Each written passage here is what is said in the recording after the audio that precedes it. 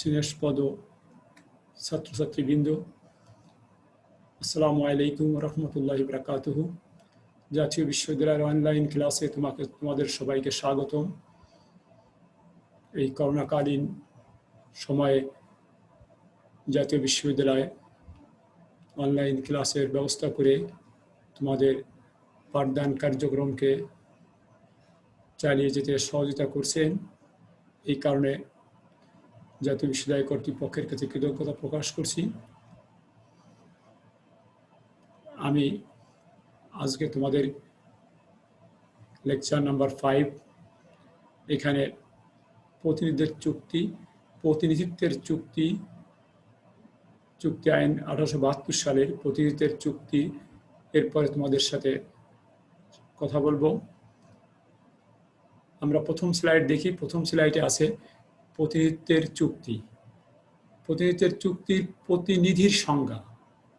আমরা একটু প্রথম স্লাইডে প্রতিনিধির সংজ্ঞাটা দেখি। একজন ব্যক্তির পক্ষ থেকে অন্য একজন ব্যক্তির দায় দায়িত্ব পালন প্রক্রিয়াকে প্রতিনিধি বলে। ব্যাপক অর্থে যে ব্যক্তি অপরের পক্ষ হয়ে কোনো বৈধ কাজ বা চুক্তি সম্পাদন করে তাকে প্রতিনিধি এবং তার কাজকে প্রতিনিধিত্ব বলে। অন্যভাবে বলা যায়, প্রতিনিধি হচ্ছে এমন একজন মধ্যস্থ ব্যক্তি যিনি মুখ্য ব্যক্তির পক্ষে কোনো কার্য সম্পাদন করেন বা মুখ্য ব্যক্তির হয়ে তৃতীয় পক্ষের সাথে কোনো লেনদেন সম্পন্ন করেন। এখন একটু আমরা আসি, এখানে যে সংজ্ঞা দেয় তার আলোকে আমরা একটু কথা বলি। মুখ্য ব্যক্তি আর প্রতিনিধি নিযুক্ত হয় কখন? প্রতিনিধি হচ্ছে এমন একজন ব্যক্তি যিনি অন্য একজন ব্যক্তির পক্ষে তার কার্য সম্পাদন করেন। যার পক্ষে কার্য সম্পাদন করেন তার কাছ থেকে প্রতিনিধি একটা কমিশন বা একটা লাভের অংশ তিনি পান। এভাবেই যার কার্য সম্পাদন করেন তাকে বলা হয় মুখ্য ব্যক্তি। আমরা মুখ্য ব্যক্তির সংজ্ঞা আছে, পরে মুখ্য ব্যক্তির সংজ্ঞা আমরা আসব। তবে মুখ্য ব্যক্তি তিনি যিনি তার কোনো কাজ অন্যকে দিয়ে অন্যকে দিয়ে কাজ করিয়ে নেন। যাকে দিয়ে কাজ করিয়ে নেন তিনি হচ্ছে প্রতিনিধি। আমি যদি একটু বাস্তব উদাহরণে আসি, তাহলে তোমরা জানো সিলেটে অনেক চা পাওয়া যায়, প্রচুর চা উৎপন্ন হয়, কিন্তু সিলেটের চায়ের দাম কম। এখন সিলেটের একজন ব্যবসায়ী মনে করে যে সিলেট থেকে চা ক্রয় করে সিলেটেই বিক্রি করা হয় তাহলে মুনাফা বেশি হয় না। উনি যদি চিন্তা করেন যে সিলেটে চা কিনবো সিলেট থেকে আর বিক্রি করবো ঢাকায়, যেখানে মুনাফা বেশি হবে। এখন ঢাকায় বিক্রি করতে হলে ওনার পক্ষে সিলেট থেকে পণ্য ক্রয় করে ওই চা নিয়ে ঢাকায় এসে বিক্রি করা কঠিন। ফলে সেক্ষেত্রে উনি কি করবেন? উনি ঢাকায় একজন প্রতিনিধি নিযুক্ত করবেন। ঢাকায় একজন প্রতিনিধি নিযুক্ত করবেন, যাকে বলবেন যে আমি এখান থেকে চা কিনে পাঠাবো, আপনি আমার পক্ষ হয়ে ঢাকায় চা বিক্রি করবেন বেশি দামে এবং আপনাকে আমি কমিশন দিব। এই যে ঢাকায় যে ব্যক্তিকে নিযুক্ত করছেন তার চা বিক্রি করার জন্য ইনি হচ্ছেন প্রতিনিধি। আর চট্টগ্রামের সিলেটের যে ব্যক্তি চা পাঠাচ্ছেন তিনি হচ্ছেন মালিক বা প্রধান পক্ষ। আবার যদি বলি, বাংলাদেশের আমরা সবাই জানি রাজশাহী এলাকায় প্রচুর আম উৎপন্ন হয়। রাজশাহী এলাকায় যে প্রচুর আম উৎপন্ন হয় সেখান থেকে আম কিনে সেখানেই বিক্রি করা হয় তাহলে কিন্তু মুনাফা কম। সেই কারণে রাজশাহীর যে আম ব্যবসায়ী সে ওখান থেকে আম কিনে ঢাকায় প্রতিনিধি নিয়োগ করে আম বিক্রি করবে এবং এই প্রতিনিধিকেও তিনি উপযুক্ত হারে কমিশন দিবে। তাহলে যার মাধ্যমে বিক্রি হচ্ছে সেই হচ্ছে প্রতিনিধি, আর যিনি মালটি পাঠাচ্ছেন তিনি হচ্ছেন মালিক বা প্রধান পক্ষ। তাহলে সুপ্রিয় ছাত্রছাত্রীবৃন্দ, আমরা প্রতিনিধি কি, প্রতিনিধির সাথে আমরা কিন্তু মালিক বা প্রধান পক্ষ সে সংজ্ঞাটি আমরা পেয়ে গেলাম। তারপরও আমরা যে মুখ্য ব্যক্তির বা মালিকের সংজ্ঞা লিখেছি সেটিও আমরা একটু দেখব। এখানে বলা যে ব্যক্তি প্রতিনিধি নিযুক্ত করেন তিনি মুখ্য ব্যক্তি। মূলত মুখ্য ব্যক্তি তার কাজের ভার লাঘবের জন্যই প্রতিনিধি নিয়োগ করে থাকেন। অন্যভাবে বলা যায়, কোনো ব্যক্তি যখন তার কাজ অন্যকে দিয়ে করিয়ে নেন তখন প্রথম ব্যক্তিকে মুখ্য ব্যক্তি বা মালিক বলা হয়। আমরা আরেকটু বলি, আলোচনায় আসি যে মুখ্য ব্যক্তি এখানে বলা হয়েছে তার কাজের ভার লাঘবের জন্য। এখন একজন ব্যক্তি যদি সিলেট থেকে চা ক্রয় করেন তাহলে তার সেখানেই শ্রম দিতে হয়, বা রাজশাহী থেকে আম ক্রয়কে সেখানেই শ্রম দিতে হয়। সেই ব্যক্তি আবার যদি ঢাকা যে সে আম বিক্রি করতে হয় তাহলে তার কাজের ভার অনেক বেশি হয়ে যায়। ফলে তিনি কি করবেন, তার কাজের ভার লাঘবের জন্য প্রতিনিধি নিয়োগ করবেন এবং সেই প্রতিনিধির মাধ্যমে পণ্য বিক্রি করে মুনাফা অর্জন করবেন, এবং এই মুনাফা অর্জন করার জন্য প্রতিনিধিকে কমিশন দেওয়া হয়।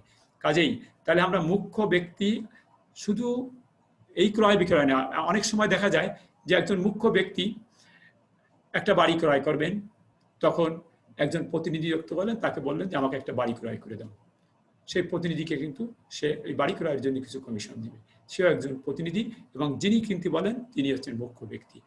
কাজেই আমরা মুখ্য ব্যক্তি এবং প্রতিনিধি এর সংজ্ঞাটি নিশ্চয়ই বুঝেছি।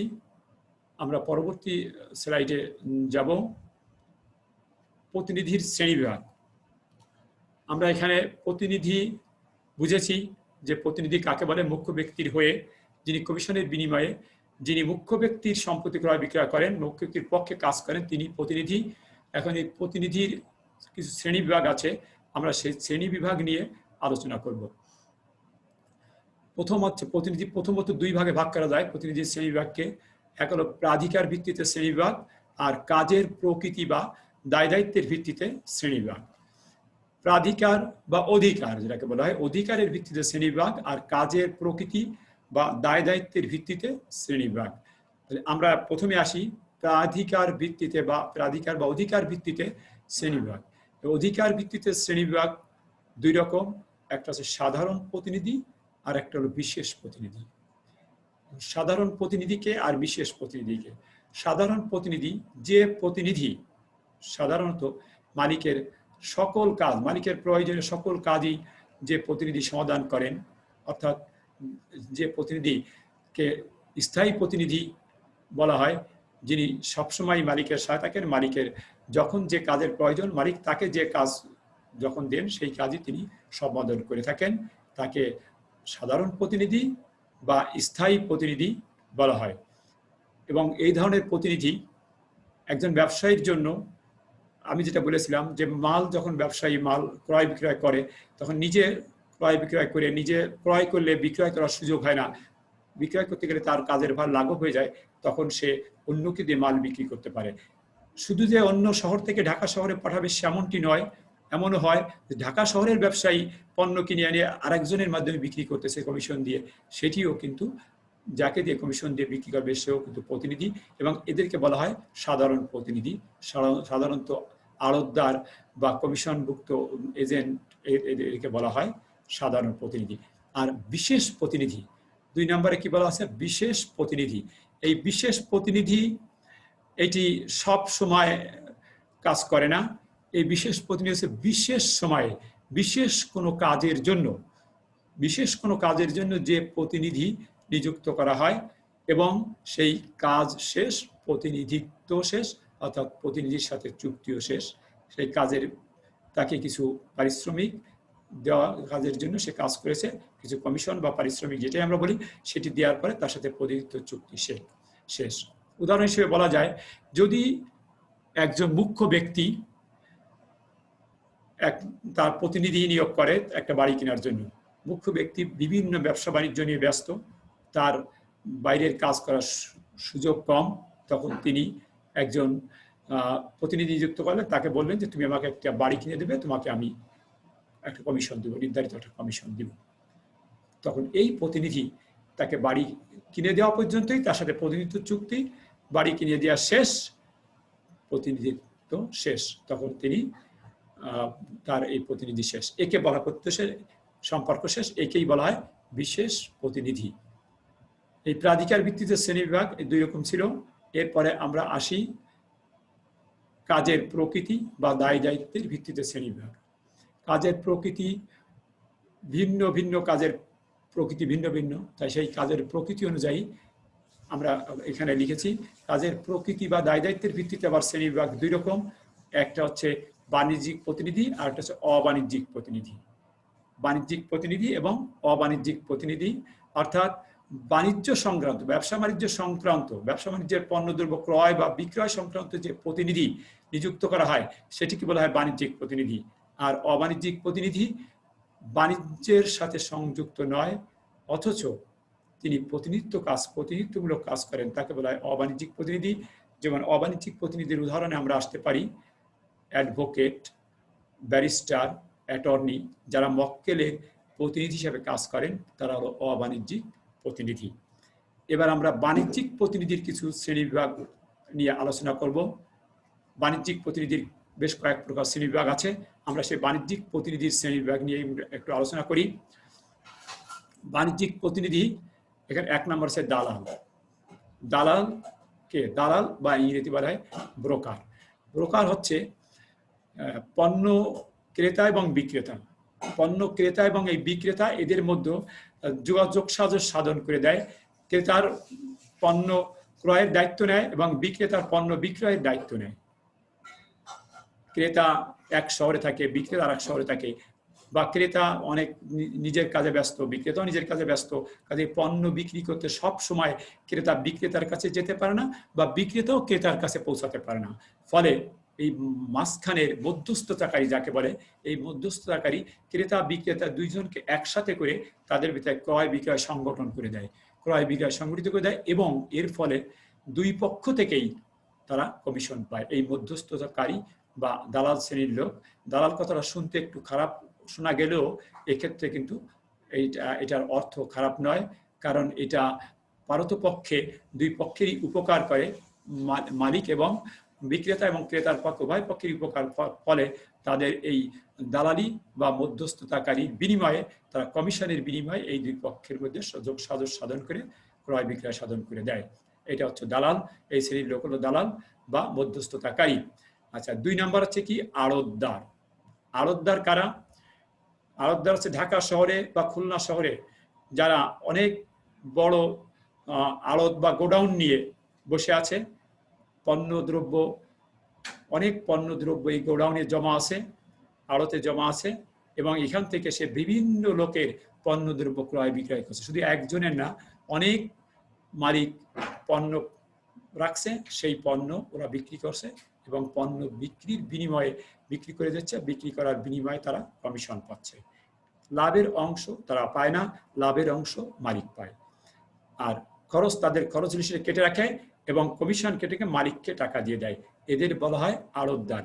এরা নিজেরা ব্যবসায়ী না, এরা শুধু অন্যের পণ্যদ্রব্য বিক্রয় করে কমিশন নিয়ে থাকে।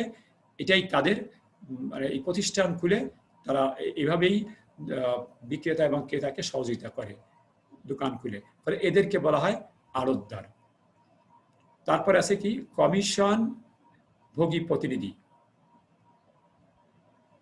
কমিশন ভোগী প্রতিনিধি এরাও এক শ্রেণীর দালালকে মতোই, কিন্তু এরা ক্রয় বিক্রয় সংগঠিত করে দেওয়াই এদের দায়িত্ব নয়। দালালরা সাধারণত ক্রয় বিক্রয় সংগঠিত করে দেয়, কিন্তু এরা ক্রয় বিক্রয় সংগঠিত করে দেওয়ার দায়িত্ব, এদের কাজ হচ্ছে ক্রেতা এবং বিক্রেতাকে এক জায়গায় করে দেওয়া।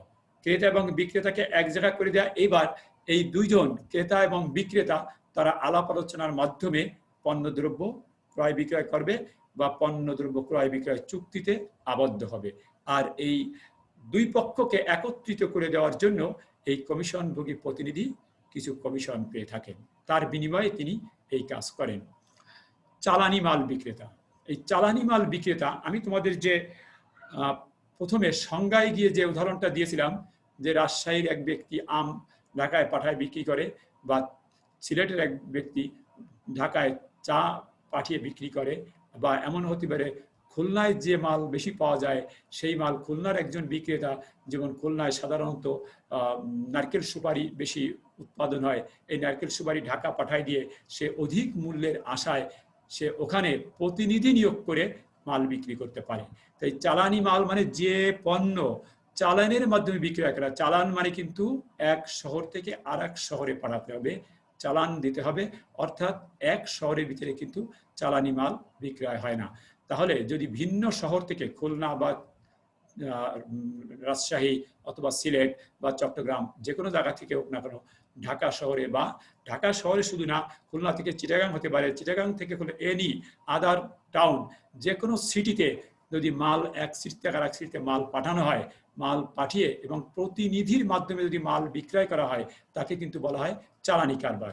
তো এই চালানি কারবারে চালানি মাল খুলনা থেকে যদি ঢাকায় মাল পাঠানো হয়, ঢাকায় একজন প্রতিনিধি নিযুক্ত করা হয় এবং সেই প্রতিনিধি এই মালিকের পক্ষে প্রতিনিধি মালিকের মাল বিক্রি করে এবং মালিকের মাল বিক্রয় করতে গিয়ে যদি কোনো খরচ হয়, সেই খরচ ওই প্রতিনিধি কেটে রাখে এবং প্রতিনিধির একটা নির্ধারিত কমিশন আছে, সেই কমিশনটাও কেটে রেখে তারপরে ওই মালের যে বাকি টাকা সেটি সে চালানের মালিক অর্থাৎ পণ্যের মালিকের কাছে পাঠিয়ে দেয়। এটি হলো চালানি মাল বিক্রেতা। কাজে ওই যে চালানি মাল বিক্রেতা বা চালানি মাল বিক্রেতা প্রতিনিধি, উনি কমিশনের বিনিময়ে এই কাজ করেন। একটি কথা মনে রাখবে যে চালানি মাল বিক্রেতা যে প্রতিনিধি, তিনি কিন্তু একই শহরের ভিতরে মানে মালিক এবং প্রতিনিধি হবে না, ভিন্ন শহর হতে হবে। 5 নাম্বার, ঝুঁকি বাহক প্রতিনিধি। ঝুঁকি বাহক প্রতিনিধি কি, অর্থাৎ যে প্রতিনিধি ঝুঁকি বহন করে। এই যে আমি যে কাবরই বললাম যে চালানি মাল বিক্রেতা প্রতিনিধি, কিন্তু এই প্রতিনিধি ঝুঁকি বহন করে না। কিন্তু 5 নম্বরে যে পয়েন্টে যেটা আমরা বলেছি, ঝুঁকি বাহকের প্রতিনিধি, কিছু চালানি মাল মানে বিক্রেতাদের প্রতিনিধি, এই প্রতিনিধি সময় সময় ঝুঁকি বহন করে। তাহলে ঝুঁকি বহন যদি করে, তার বিনিময়ে ওই প্রতিনিধি কিছু কিন্তু অতিরিক্ত কিছু কমিশন পায়। ঝুঁকি বহনের কারণে ওই প্রতিনিধি অতিরিক্ত কমিশন পেয়ে থাকে। এখন এই অতিরিক্ত কমিশন কি কারণে পায় আর ঝুঁকিটা কি? ঝুঁকিটা হচ্ছে কি, অনেক সময় নগদে পণ্য বিক্রি করলে মূল্য কম পাওয়া যায়, কিন্তু নগদের পরিবর্তে বাকিতে বিক্রি করলে অধিক মূল্য পাওয়া যায়। এই কারণে অনেক সময় প্রতিনিধি মালিককে বলে যে যদি নগদে বিক্রি করি মালের দাম কম, বাকিতে বিক্রি করলে কিন্তু মালের দাম বেশি পাবো, বেশি পেলে আপনার মুনাফা বেশি হবে। সেক্ষেত্রে বাকিতে মাল বিক্রি করলে আপনি মুনাফা বেশি পাবেন, আমাকে কিন্তু কমিশন বেশি দিতে হবে। তখন হয়তো মালিক বলে তাহলে বাকিতে মালের বিক্রির যে ঝুঁকি, সেই ঝুঁকি কে বহন করবে? তখন প্রতিনিধি বলে ঝুঁকি আমি বহন করব, কিন্তু কমিশন আমাকে বেশি দিবেন। ঝুঁকিটা হচ্ছে কি ধরনের, যে মাল বিক্রি হলে, বাকিতে বিক্রি হলে অনেক সময় যিনি মাল বাকিতে ক্রয় করেছেন তিনি অনেক সময় টাকা দিতে ব্যর্থ হন, বা মাল একটু খারাপ হলে তখন তিনি বলেন যে টাকা কম দেন, বিভিন্নভাবে অজুহাতে সেখানে কিন্তু টাকা কম পাওয়ার একটা ঝুঁকি থাকে। তখন প্রতিনিধি বলে যে আমাকে অতিরিক্ত কমিশন দেবেন, অতিরিক্ত কমিশনের জন্য আমি ঝুঁকি বহন করব, তবে আপনার মাল যদি নষ্ট বা পচা থাকে সেই ঝুঁকি কিন্তু আপনি মালিক, আপনার ঘাড়ে। আর মাল যদি ভালো থাকে তবে ক্রেতার কোনো ত্রুটির জন্য যদি মানে টাকা যথাসময়ে পাওয়া না যায়, সে দায় দায়িত্ব আমি প্রতিনিধি আমি বহন করব, কিন্তু আমাকে ঝুঁকি বেশি দেবে। একেই বলা হয় ঝুঁকি বাহক প্রতিনিধি। নিলামদার কাকে বলা হয়? নিলামদার হচ্ছে অকশনার বলে। অকশনে মাল বিক্রি, তোমরা নিশ্চয়ই নাম শুনেছো, অকশনে মাল বিক্রি করে। অনেক সময় মালিকের মাল এক জায়গায় জড়ো করে বিভিন্ন ক্রেতা এক জায়গা ডেকে ডাকাডাকির মাধ্যমে মাল বিক্রি করে এবং মালের দর ওঠে। সর্বোচ্চ দর যে ক্রেতা উঠাবে সেই ক্রেতাকেই তখন ওই প্রতিনিধি সেই ক্রেতার কাছে মাল বিক্রি করে। একে বলা হয় নিলামদার। সাধারণত বড় বড় মাছের বাজারে গেলে বোঝা যায় যে দেশের বিভিন্ন জায়গা থেকে মাছ পাঠায় মানুষ, এবং সেই মাছের আড়তদাররা তারা ওই মাছ এক জায়গায় করে ডাকাডাকি করে। একজন কাস্টমার দেখা গেলো বললো 1000, আরেকজন বললো 1200, একজন বললো 1400, এভাবে উঠতে উঠতে যে সর্বোচ্চ দাম দেয় তার কাছে ওই মাল বিক্রি করে। একে বলা হয় নিলামদার বা অকশনার। এবং এই নিলামদার বা অকশনার সে ওই মাল বিক্রির জন্য প্রয়োজনীয় কমিশন পেয়ে থাকে। নেক্সট আছে কি ব্যাংকারও এক ধরনের প্রতিনিধি, কারণ ব্যাংকার ব্যবসায়ীদের প্রতিনিধিত্বমূলক কার্যকলাপ করে, কারণ ব্যবসায়ীরা ব্যাংকে টাকা আমানত রাখে এবং কারেন্ট অ্যাকাউন্ট খুলে ব্যাংকের মাধ্যমে সিসি মাধ্যমে লোন আনে, সেই লোন আনে ব্যবসা করে। এবং ব্যবসায়ীদের অনেক সময় প্রত্যয়পত্রের প্রয়োজন হয়, তখন এলসি যাকে বলে সেটা প্রয়োজন হয়, সেটিও ব্যাংক প্রদান করে এবং এটা প্রদান করার জন্য ব্যাংক প্রতিনিধির হিসাবে কাজ করে। শুধু তাই না, ব্যাংক অনেক সময় মালিকের পক্ষে বাড়ি ভাড়া প্রদান করে, আরও বিভিন্ন রকম কাজ করে থাকে। ফলে ব্যাংকার বা ব্যাংক এক শ্রেণীর প্রতিনিধি।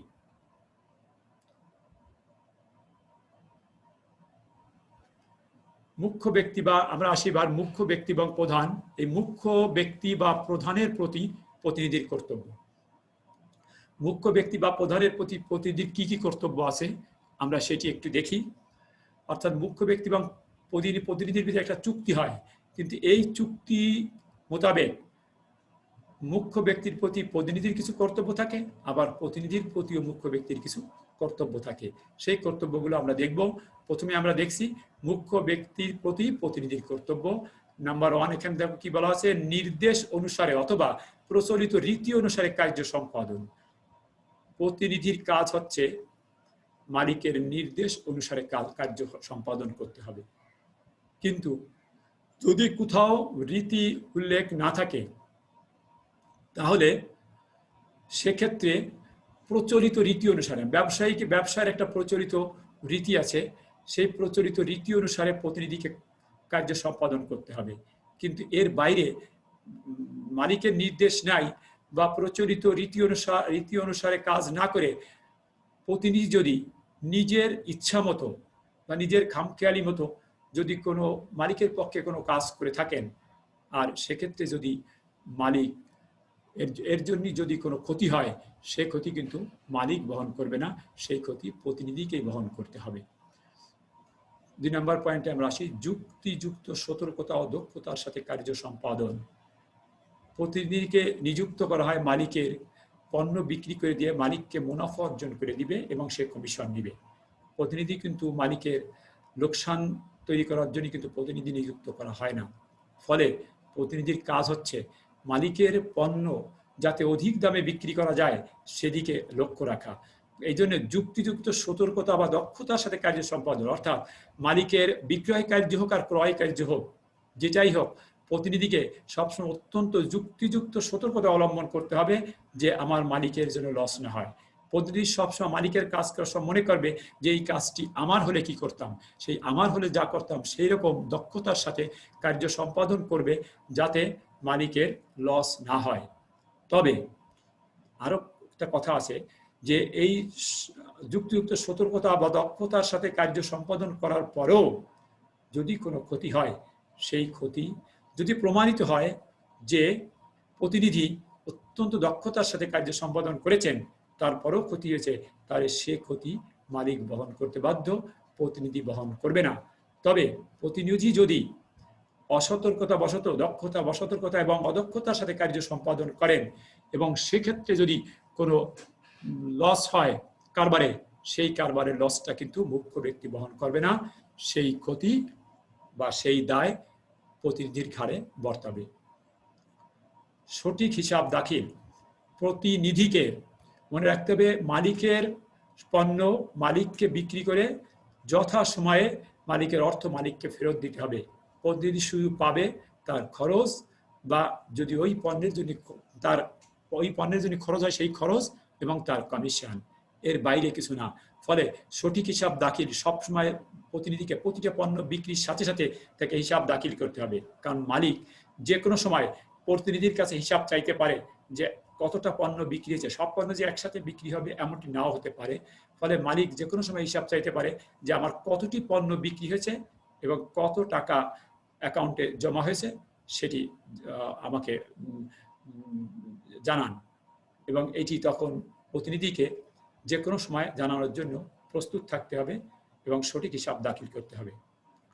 যোগাযোগ স্থাপন ও নির্দেশ লাভের প্রচেষ্টা চালানো। যোগাযোগ স্থাপন ও নির্দেশ লাভের প্রচেষ্টা চালানো, এটি কি?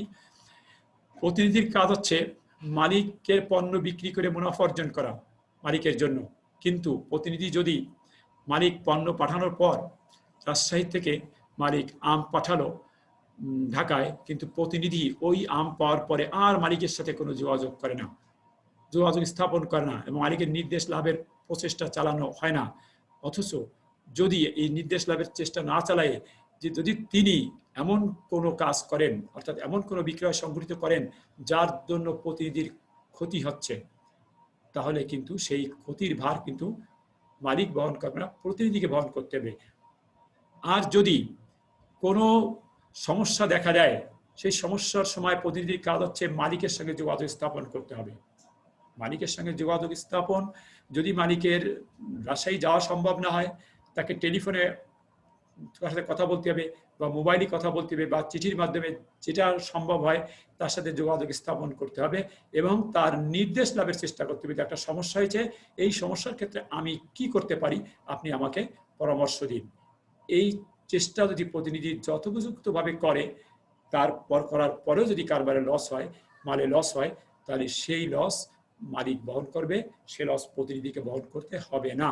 আর যদি তিনি কোনো যোগাযোগ স্থাপন না করে বা নির্দেশ লাভের প্রচেষ্টা না চালিয়ে নিজেই সমস্যার সমাধান করতে গিয়ে কোনো ক্ষতির সম্মুখীন হন, সেক্ষেত্রে সেই ক্ষতির ভার প্রতিনিধিকেই বহন করতে হবে। 5 নম্বর পয়েন্টে আমরা দেখি, নিজ হিসেবে লেনদেন সততা অবলম্বন। নিজ হিসেবে লেনদেনের সততা অবলম্বন অর্থাৎ প্রতিনিধি যে মালিকের পক্ষে যে হিসাব রাখবেন, মালিকের টাকার যে হিসাব রাখছেন, সেই হিসাবে অবশ্যই সততা অবলম্বন করতে হবে। এখানে অসততা অবলম্বন করলে তার জন্য যদি কোনো অসততা প্রকাশ পায়, তার জন্য দায়ী হবে প্রতিনিধি, মালিক দায়ী হবে না। তারপরে হচ্ছে নিজ হিসাবে অন্যায় লেনদেন থেকে অর্জিত মুনাফা প্রত্যার্পণ। প্রতিনিধি যদি কখনো কোনো অন্যায় লেনদেন করেন এবং সেটি যদি মালিক জানতে পারেন যিনি অন্যায় লেনদেন করে আমাকে ঠকিয়েছেন, তাহলে সেই অন্যায় লেনদেন থেকে অর্জিত অর্থ প্রতিনিধিকে মালিককে ফেরত দিতে হবে। যদি আমরা একটা উদাহরণ হিসেবে বলি যে কোনো মালিক যদি প্রতিনিধিকে বলে যে তুমি আমাকে একটা বাড়ি কিনে দাও, সুন্দর একটা বাড়ি কিনে দাও। একটা বাড়ি হয়তো মালিক দেখেছে, মালিকের পছন্দ হয়েছে, মালিক প্রতিনিধিকে বললো তুমি আমাকে ওই বাড়িটি কিনে দাও। তখন প্রতিনিধি খোঁজ খবর নিয়ে বাড়িতে গেল, দেখলো যে বাড়িটির দাম 50 লক্ষ টাকা। কিন্তু প্রতিনিধি তখন চিন্তা করলো এই বাড়িটি তো আমার মালিকের খুব পছন্দ হয়েছে, এটা ওনাকে কিনে দিব, কিন্তু এর মাঝখান থেকে আমি কিছু মুনাফা অর্জন করে নিব। তখন প্রতিনিধি চিন্তা করলো, তার এক বন্ধুকে বলল, বন্ধু এই বাড়িটি তুমি 50,000 টাকায় তুমি কি ক্রয় করো, আমি তোমার কাছে 60,000 টাকায় ক্রয় করে নিব, আমার মালিককে 60,000 টাকা ক্রয় করে দিব, তুমি 50,000 টাকায় বাড়িটি ক্রয় করো। তাহলে 60 লাখ, 50,000 না 50 লাখ, তুমি 50 লাখ টাকায় ক্রয় করো, আমি পরে বাড়িটি তোমার কাছ থেকে 60 লাখ টাকায় ক্রয় করে নেব আমার মালিকের জন্য, মাঝখানে 10 লাখ টাকা লাভ হবে, 5 লাখ তুমি নেবে, 5 লাখ আমি নেব। এবার তার বন্ধু ওই বাড়িটি 50 লক্ষ টাকায় কিনলো। কেনার পরে তখন প্রতিনিধি তার মালিককে বলছে, স্যার ওই বাড়িটি তো অন্য একজনে কিনে ফেলেছে, এবং এখন বাড়িটি যদি কিনতে হয় তাহলে 60 লক্ষ টাকা লাগবে, 60 লক্ষ টাকায় আপনি কিনবেন? মালিক হয়তো বলবে ঠিক আছে 60 লক্ষ টাকায় কিনো, বাড়িটি আমার পছন্দ হয়েছে, আমি 60 লক্ষ টাকায় কিনবো। 60 লক্ষ টাকা কেনার পরে 5 লক্ষ টাকা প্রতিনিধি নিল এবং 5 লক্ষ টাকা তার বন্ধু পেল। এখন মালিক সেটে পরবর্তীতে বাইদি বাই মালিক জেনে ফেলছে যে তার প্রতিনিধি তাকে ঠকানোর উদ্দেশ্যে এবং নিজের লাভের উদ্দেশ্যে সে এইভাবে প্ররোচনা করে তার বন্ধুকে ওই বাড়ি কিনায় তাকে 60 লাখ টাকা কিনাইছে, কিন্তু সে প্রকৃতপক্ষে ওই বাড়ি 50 লক্ষ টাকায় কিনতে পারত। তখন ওই মালিক আদালতের শরণাপন্ন হয়ে প্রতিনিধির কাছ থেকে তার ওই ক্ষতিপূরণ দাবি করতে পারবে, ক্ষতিপূরণ আদায় করতে পারবে, এবং প্রতিনিধি সেই ক্ষতিপূরণ, তার সেই বাড়তি যে মুনাফা অর্জন করেছিল সেটি প্রত্যর্পণ করতে বাধ্য থাকবে। প্রাপ্ত অর্থ মুখ্য ব্যক্তিকে প্রদান, এবং প্রতিনিধি মুখ্য ব্যক্তির পণ্য ক্রয় বিক্রয় করে যে মুনাফা হবে সেই মুনাফা মুখ্য ব্যক্তিকে প্রদান করতে বাধ্য থাকে, এবং সেই মুখ্য ব্যক্তিকে সর্বদাই প্রদান করবে, তার শুধু প্রাপ্য কমিশন এবং খরচ, এর বাইরে কিছু সে পাবে না। মুখ্য ব্যক্তির মৃত্যু বা মস্তিষ্ক বিকৃতিতে তার স্বার্থ রক্ষা। মুখ্য ব্যক্তি এবং প্রতিনিধি যখন চুক্তি করে এবং প্রতিনিধি যখন তার পক্ষে কাজ করতে থাকে, এখন মানুষের মৃত্যুর কোনো নিশ্চয়তা নেই, নির্দিষ্ট ডেট নেই, যে কোনো সময় মানুষ মৃত্যুবরণ করতে পারে। এখন প্রতিনিধিত্ব চুক্তি চলাকালীন প্রতিনিধির কাছে মালিকের অনেক পণ্যদ্রব্য রয়েছে, লক্ষ লক্ষ টাকার পণ্যদ্রব্য রয়েছে। এই মুহূর্তে যদি মালিক মৃত্যুবরণ করেন বা মুখ্য ব্যক্তি মৃত্যুবরণ করেন, সেক্ষেত্রে ওই মুখ্য ব্যক্তি যে পণ্য দ্রব্য বা টাকা পয়সা যা আছে, অথবা মৃত্যুবরণ না করে যদি তিনি মস্তিষ্ক বিকৃতি বা পাগলও হয়ে যান, তাহলে সেক্ষেত্রেও তার স্বার্থ প্রতিনিধিকে রক্ষা করতে হবে এবং তার যে দেনা পাওনা সেটি তার যারা ওয়ারিশ আছে সেই ওয়ারিশদেরকে, তার সন্তানাদি বা তার স্ত্রী যারা তার ওয়ারিশ, সেই ওয়ারিশদেরকে সেগুলো প্রদান করতে হবে। এটি মুখ্য ব্যক্তির দায়িত্ব। মুখ্য ব্যক্তি এই দায়িত্ব থেকে এড়াতে পারে না। কর্তৃত্ব হস্তান্তর না করা। মুখ্য ব্যক্তি প্রতিনিধিকে যে দায়িত্ব দিয়েছে সেই দায়িত্ব কিন্তু প্রতিনিধি অন্য কারো কাছে হস্তান্তর করতে পারে না। প্রতিনিধি নিজেই তার কাজ করতে হবে, প্রতিনিধিত্ব কাজ নিজেকেই করতে হবে, অন্য কাউকে হস্তান্তর করতে পারে না। অন্য কাউকে হস্তান্তর করলে তার যদি ক্ষতি হয়, সেই ক্ষতি কিন্তু প্রতিনিধিকেই বহন করতে হবে, মালিক বহন করবে না। তবে এখানে একটা কথা হচ্ছে, যদি মালিকের অনুমতি নিয়ে তিনি কখনো উপপ্রতিনিধি নিয়োগ করেন কারবারের স্বার্থে বা মালিকের স্বার্থে, উপপ্রতিনিধি নিয়োগ করতে পারেন যদি সেটা অ্যাবসোলুট মালিকের স্বার্থ বিবেচনা করে উপপ্রতিনিধি নিযুক্ত করা হয়।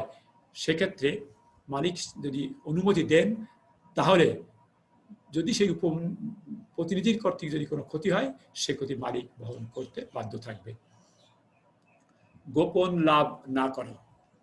গোপন লাভ না করা, যদি প্রতিনিধি চিন্তা করেন যে আমি কিছু গোপন লাভ করব, সেই গোপন লাভ প্রতিনিধি করতে পারবে না। তাহলে প্রতিনিধিরা প্রতিনিধিত্ব চুক্তি ভঙ্গ করলো। গোপন লাভটা কি? মালিকের পণ্য সে বিক্রি করলো 1000 টাকা মন দরে, মালিকের পণ্য বিক্রি করে সে বলল যে আমি বিক্রি করেছি 900 টাকা মন দরে, 100 টাকা করে সে লাভ করে নিল। তার কমিশন তো সে পাবেই, উপরন্তু সে বিক্রয় মূল্য থেকে 100 টাকা করে লাভ করলো, অর্থাৎ বিক্রয় মূল্য যা তার থেকে সে কম বলে মালিকের কাছ থেকে লাভ করে নিচ্ছে। আবার এমন হয় মালিক পণ্যদ্রব্য মালিকের পণ্যদ্রব্য ক্রয় করতেছে, ক্রয়ের সময় যা দিয়ে ক্রয় করলো বললো তার চেয়ে বেশি দামে ক্রয় করেছি, এবং এই বেশি দামটুকু সে গোপনভাবে লাভ করে নিল। আবার কমিশন তো সে পাবেই। কাজে এই গোপন লাভ প্রতিনিধি করতে পারবে না। তাহলে প্রতিনিধি এর জন্য দায়ভার বহন করবে। প্রাপ্ত তথ্যাদি মুখ্য ব্যক্তিকে জানানো। পণ্যদ্রব্য বিক্রয় বা ক্রয় করতে গেলে যে কোনো জায়গায় যদি কোনো তথ্যাদি প্রয়োজন হয়, সেই তথ্যাদি যে কোনো সময় মুখ্য ব্যক্তিকে জানানো দরকার, জানাতে হবে। কারণ মুখ্য ব্যক্তিকে না জানালে, কোনো তথ্যাদি মুখ্য ব্যক্তিকে না জানালে, এবং যদি সেই তথ্যাদির কারণে মুখ্য ব্যক্তির কোনো ক্ষতি হয়, সেই ক্ষতি কিন্তু বহন করতে হবে প্রতিনিধিকে। উদাহরণ হিসেবে যদি আমরা বলি যে রাজশাহী থেকে আম পাঠালো ঢাকায় প্রতিনিধির কাছে, তখন ঢাকার প্রতিনিধি যদি দেখে যে আমের যে বাজার ছিল হঠাৎ করে অনিবার্য কারণবশত আমের মূল্য পড়ে যাচ্ছে, তখনই প্রতিনিধির কাজ যে সঙ্গে সঙ্গে তার মালিককে ফোন করে জানাতে হবে যে আমের মূল্য পড়ে যাচ্ছে, আমি এখন কি করব। তাহলে হয়তো প্রতিনিধি বলতে পারে এখনই বিক্রি করে দাও, আমার একটু লস হয় হোক, বিক্রি করে দাও। কিন্তু সেটি না জানিয়ে যদি তিনি মনে করেন যে লোকসান হলে মালিকের হবে, আমার তো কিছু হবে না, উনি বসে থাকেন, এবং দেখা গেল 1 সপ্তাহ পরে সেই আমের মূল্য অর্ধেক দামে চলে আসলো, তখন সেই যে ক্ষতি হবে, সেই ক্ষতি কিন্তু প্রতিনিধিকে বহন করতে হবে।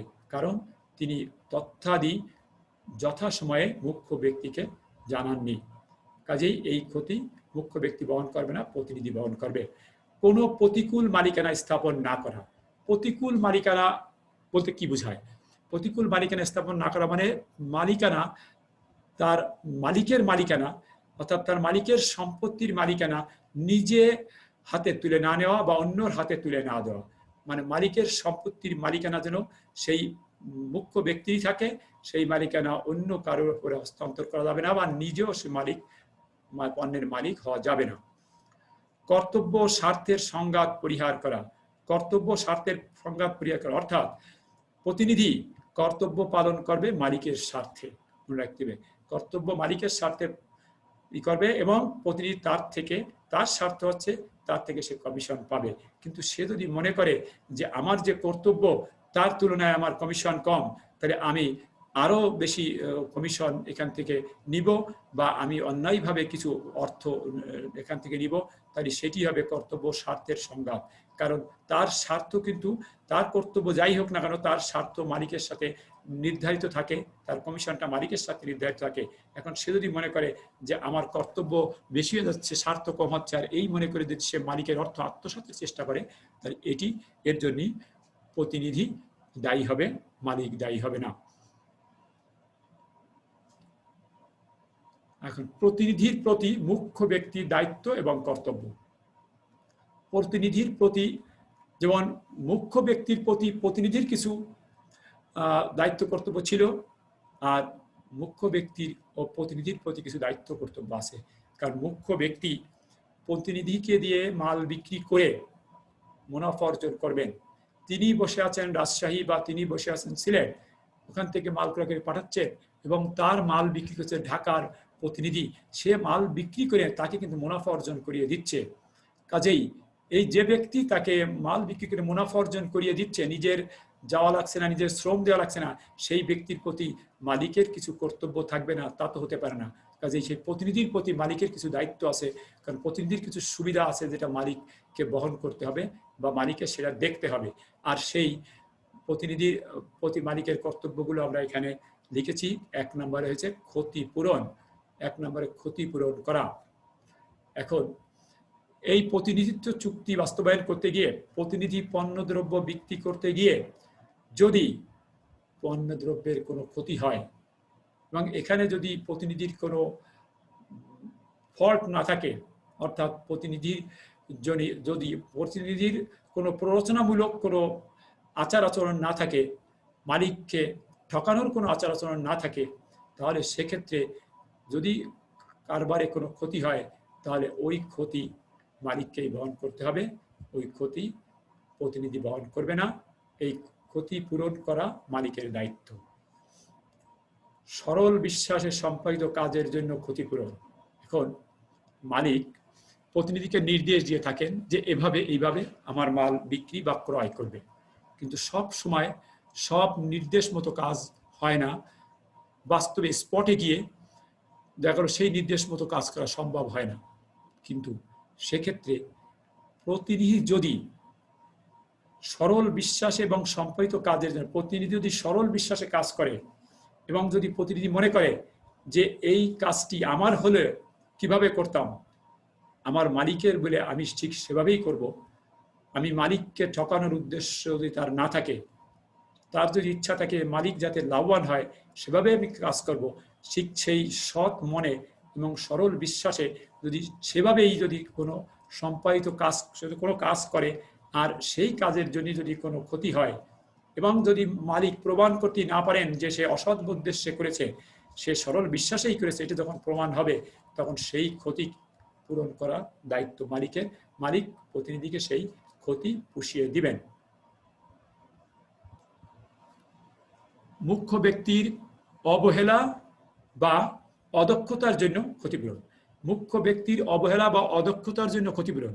এখন প্রতিনিধি মুখ্য ব্যক্তির পণ্য বিক্রয় করবে, কিন্তু যদি মুখ্য ব্যক্তির কোনো অবহেলা বা অদক্ষতার জন্য থাকে, তাহলে যদি কোনো ক্ষতি হয়, প্রতিনিধির হাতে কোনো ক্ষতি হয়, সেই ক্ষতি কিন্তু মুখ্য ব্যক্তিকেই দিতে হবে। যেমন আমরা একটা উদাহরণ দিই, প্রতিনিধি এক্স, মুখ্য ব্যক্তির প্রতিনিধি এক্স, সেই এক্স পণ্য বিক্রি করার জন্য ওয়াইয়ের সাথে চুক্তিবদ্ধ হলো। ওয়াইয়ের সাথে চুক্তিবদ্ধ হলো মুখ্য ব্যক্তির পক্ষে, প্রতিনিধি ওয়াই পণ্য বিক্রি করার জন্য, প্রতিনিধি এক্স পণ্য বিক্রি করার জন্য ওয়াইয়ের সাথে চুক্তিবদ্ধ হলো।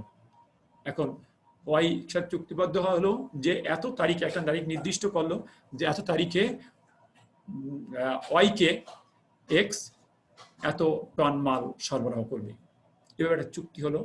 কিন্তু এবং মুখ্য ব্যক্তিকে শুনেই চুক্তি করেছে যে আমি কিন্তু চুক্তি করবো কিনা ওর সঙ্গে এত টন মাল দেবো। মুখ্য ব্যক্তি হ্যাঁ চুক্তি করো, দামও নির্ধারিত হলো, এত দামে এত টন মাল মানে ওয়াইকে দিতে হবে। এইভাবে প্রতিনিধি এক চুক্তিবদ্ধ হলো। এখন কিন্তু যে কোনো কারণবশত মুখ্য ব্যক্তি নির্দিষ্ট সময়ে ওই পণ্য সরবরাহ করতে পারলো না, অর্থাৎ নির্দিষ্ট সময় পণ্য এক্স প্রতিনিধির কাছে পাঠাতে পারলো না, তার দরুন এক্স ওয়াইকে ওই পণ্য দিতে পারেনি। এখন ওয়াই কি করলো, ওয়াই ওই পণ্য না পেয়ে সে মামলা করলো, চুক্তি ভঙ্গের মামলা করতো এক্স এর বিরুদ্ধে, চুক্তি ভঙ্গের মামলা করলো যে আমি এক্স আমার সাথে চুক্তিবদ্ধ ছিল, এত টন মাল আমাকে এত তারিখে দেবে এবং এই মালটা না পেয়ে আমার ক্ষতি হয়েছে, ফলে আমি এই ক্ষতিপূরণ দাবি করি। তখন মান্যবর আদালত এক্স এর বিপক্ষে রায় দিবে, অর্থাৎ ওই ক্ষতিপূরণ করতে বাধ্য করবে এক্সকে। এখন এক্স যে ক্ষতিপূরণ করবে, এক্স যে ক্ষতিগ্রস্ত হলো, এই ক্ষতি কিন্তু এক মুখ্য ব্যক্তির জন্যই হয়েছে। মুখ্য ব্যক্তি যদি যথাসময়ে মাল সরবরাহ করতে পারতো তাহলে কিন্তু এই ক্ষতি হতো না। ফলে এক্স এর এই ক্ষতি এই মুখ্য ব্যক্তি কিন্তু বহন করতে বাধ্য, তাকে এই ক্ষতিপূরণ করতে হবে।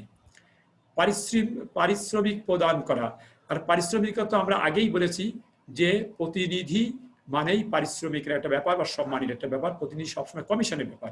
প্রতিনিধি সবসময় পারিশ্রমিক বলি বা কমিশন বলি, সেই কমিশন নির্দিষ্ট হারে কমিশন প্রতিনিধিকে প্রদান করতে হবে। পরামর্শ প্রদান, প্রতিনিধি শুধু নিযুক্ত করে ছেড়ে দিলেই হবে না, কারণ প্রতিনিধিকে মনে রাখতে হবে যে প্রতিনিধি পণ্য দ্রব্য বিক্রয় হোক ক্রয় হোক করে মুখ্য ব্যক্তিকে মুনাফা অর্জন করে দিবে। আর সেই মুখ্য ব্যক্তিকে মুনাফা অর্জন করে দিতে গিয়ে অনেক সময় প্রতিনিধি নিজের বুদ্ধিতে সব কিছু পেরে ওঠে না, ফলে সেক্ষেত্রে মুখ্য ব্যক্তিকে সর্বদাই শুধু পণ্য পাঠিয়ে দিয়ে বসে থাকলে হবে না, মুখ্য ব্যক্তিকে সর্বদাই তার সঙ্গে আলাপ আলোচনা করতে হবে কিভাবে পণ্য কি দামে কখন পণ্য বিক্রি করবে, বিভিন্ন রকম পরামর্শ দিয়ে বাকি বিক্রি করবে বা নগদ বিক্রি করবে বা কার কাছে পণ্য বিক্রি করবে, এই ব্যাপারে পণ্য সংক্রান্ত বিভিন্ন ব্যাপারে বা পণ্যের কোনো মান খারাপ থাকলে বা ভালো থাকলে সে ব্যাপারেও কিন্তু সব সময় প্রতিনিধির সাথে পরামর্শ করতে হবে, বিভিন্ন ব্যাপারে প্রতিনিধিকে পরামর্শ দিতে হবে এবং প্রতিনিধিকে বলতে হবে যে কখনো কখনো পরামর্শের প্রয়োজন হলে যে কোনো সময় আপনি আমার কাছে ফোন করবেন এবং আমি আপনাকে বুদ্ধি পরামর্শ দিব, আমার পরামর্শ মতোই কাজ করবেন। কারণ যেহেতু এই লাভটা মালিকেরই, পণ্যটা মালিকেরই, ক্ষতি হলো মালিকের হবে, ফলে প্রতিনিধিকে সর্বদা পরামর্শ প্রদান করা এটি মালিকের বা মুখ্য ব্যক্তির দায়িত্ব। স্নেহপদ ছাত্রছাত্রীবৃন্দ, আমরা আজকে যে প্রতিনিধিত্ব চুক্তি পড়লাম, তোমরা আশা করি প্রতিনিধিত্ব চুক্তি সম্পর্কে একটা ধারণা পেয়েছো। আর আজকে আমরা এই পর্যন্ত শেষ করব, নেক্সট ক্লাসে তোমাদের সাথে আবার দেখা হবে। তোমরা সবাই ভালো থাকবে এবং ঘরে থাকবে, বাহিরে কম বেরোবে, যদি বাহিরে বের হও তাহলে অবশ্যই মাস্ক ব্যবহার করবে। তোমাদের সকলের মঙ্গল কামনা করে শেষ করছি। আল্লাহ হাফেজ।